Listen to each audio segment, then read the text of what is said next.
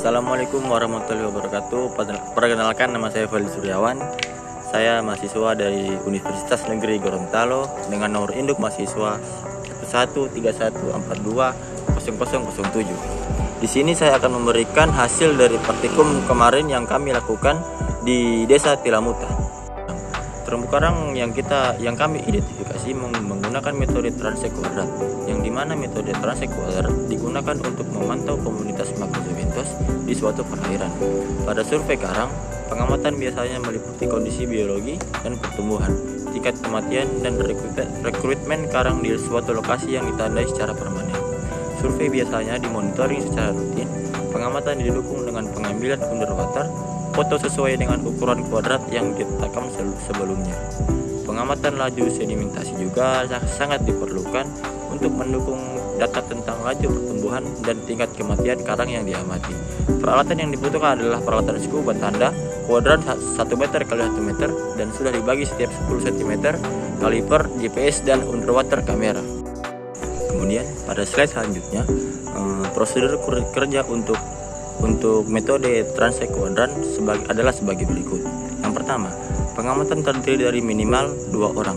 1 orang bertugas untuk membuat transek, sedangkan yang lainnya bertugas untuk mencatat kategori level from karang yang dijumpai. Yang kedua, transek dibuat pada kedalaman 3 dan 10 meter. Panjang transek adalah 100 meter. Garis transek dibuat dengan membentangkan rollmeter yang memiliki skala sentimeter. Yang ketiga, pengamat harus menguasai dan mengenal tipe-tipe bentuk pertumbuhan karang, baik karang hidup maupun biota lainnya. Pengamat berenang dari titik 0 hingga titik 100 meter mengikuti garis transek yang telah dibuat dan mencatat semua level from pada karang yang area yang dilalui oleh garis transek. Pada pelaksanaan praktikum kami kemarin yang kami lakukan di Desa Tilamuta, terdapat 4 faktor pembatas, yaitu yang pertama adalah suhu. Pengukuran suhu dilakukan terhadap air laut dan yang tergenang pada curug-curug substrat pada air surut dengan cara meletakkan termometer di dalam air. Yang kedua adalah kecerahan. Pengukuran kecerahan air dilakukan pada saat air laut pasang dengan cara melihat kecerahan air sebelum dilakukan pengamatan. Yang ketiga, salinitas. Pengukuran salinitas air dilakukan dengan alat refraktometer dengan cara mengambil sampel air di tempat pengamatan, kemudian dilihat dengan refraktometer untuk melihat hasil salinitasnya. Yang keempat adalah substrat. Pengamatan substrat dilakukan dengan secara langsung di lapangan dengan cara melihat di dasar perairan. Faktor pembatas dari hasil praktikum kami kemarin, kami ambil per kuadran adalah sebagai berikut. Yang pertama adalah kuadran pertama memiliki suhu 31 derajat Celcius dengan salinitas 28, dengan kecerahan 100% dan substrat berpasir. Yang kuadran yang kedua memiliki suhu 30 derajat Celcius, salinitas 30, kecerahan 100% dan substrat berpasir. Pada kuadran ketiga memiliki suhu 32 derajat Celcius, salinitas 31, kecerahan 100% dan substrat berpasir.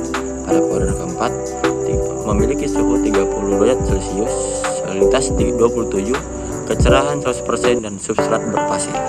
Kemudian slide selanjutnya terdapat hasil gambar yang kami ambil dari praktikum kemarin yang kami lakukan di Desa Tilamuta, ialah hasil gambar kuadran yang terletak di atas terumbu karang pada saat pengukuran terumbu karang dengan ukuran kuadran 1x1, kemudian mengidentifikasi terumbu karang yang ada di dalam kuadran tersebut. Perhitungan presentasi tutupan terumbu karang bagi masing-masing kategori pertumbuhan karang hidup dengan cara membandingkan panjang total setiap kategori dengan panjang transek total menggunakan persamaan berikut. Pada persen penutup, panjang total kategori dibagi dengan total transek kemudian dikali 100. Kategori tutupan terumbu karang dituliskan pada tabel di bawah sebagai berikut. Yang pertama, tutupan 0 sampai 24,9% dengan kategori buruk. Yang kedua adalah tutupan 25 sampai 49,9% dengan kategori sedang. Sedangkan yang ketiga 50 sampai 74,9% dengan kategori baik. Kemudian yang keempat 75 sampai 100% dengan kategori sangat baik. Demikian penjelasan bagi yang saya terangkan pada hari ini. tentang praktikum kami kemarin yang turun di Desa Telamuta. Apabila ada kesalahan kata yang terucap, kami